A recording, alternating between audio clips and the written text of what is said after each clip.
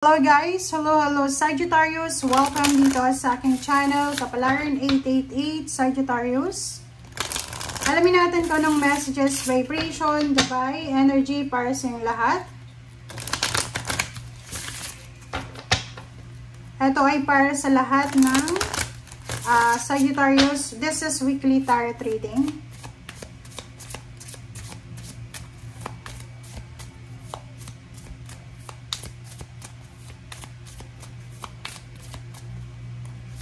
Okay, so this is for Sagittarius.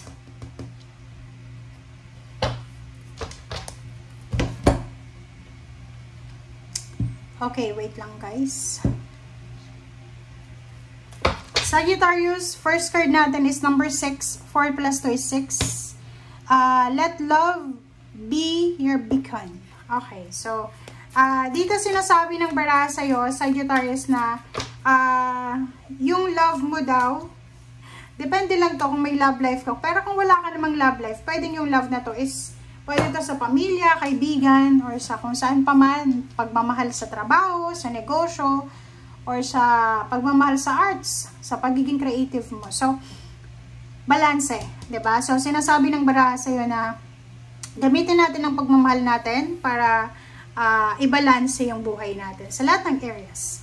3 of Earth, dito sinasabi ng baraha sa'yo na makakatanggap ka ng appreciation, recognition, it's either award because of job well done. Diba? So, parang sinasabi dyan sa'yo, Sagittarius, na dahil sa pagiging masipag mo, pagiging magaling mo sa trabaho, ay posibleng makatanggap ka ng appreciation, awards, rewards, or kung ano man yan na pagpapuri, parang gano'n. Papuri ba?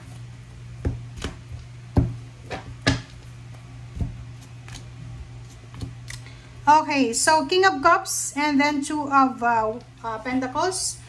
These 2 cards, sinasabi ng baraha sa'yo na sa linggong ito, kahit sabihin natin na marami kang pera, Sagittarius, or marami pang darating na pera sa'yo, ang linggong ito ay sinasabi na kailangan mong maging mag-moderate ka sa paggagastos ng pera, sa pagbabalanse. Maging kalmado tayo, so pwedeng nakabakasyon ka, on vacation ka, or wala kang ginagawa. Mag-ingat ka sa paghahawak ng pera mo. Kalmahin mo yung sarili mo. Breathe in, breathe out.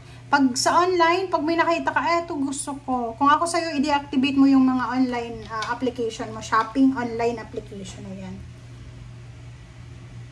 Okay, so dito sinasabi, kalmahin natin yung paggagastos ng pera, pagmamanage ng pera.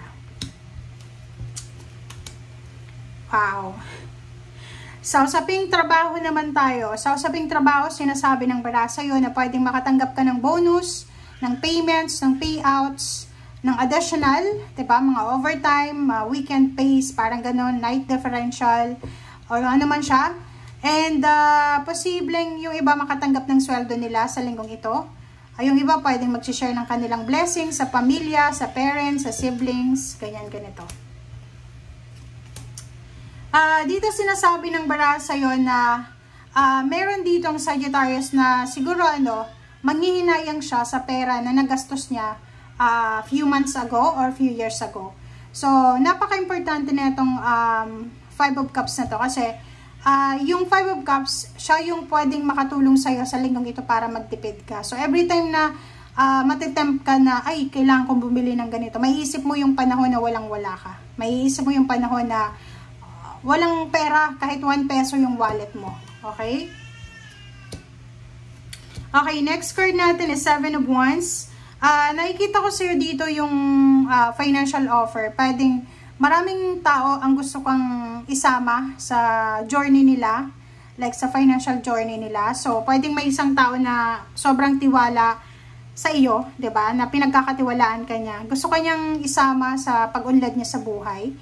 Pwedeng kaibigan mo, mentor, boss, employer. Nakikita ko sa'yo dito na sobra-sobra yung tiwala niya sa'yo. Kailangan mong proteksyonan yun Kasi sa panahon ngayon, mahirap na makakuha ng totoong kaibigan, ng totoong tao na pwedeng dadamayan ka sa oras ng pangangailangan mo.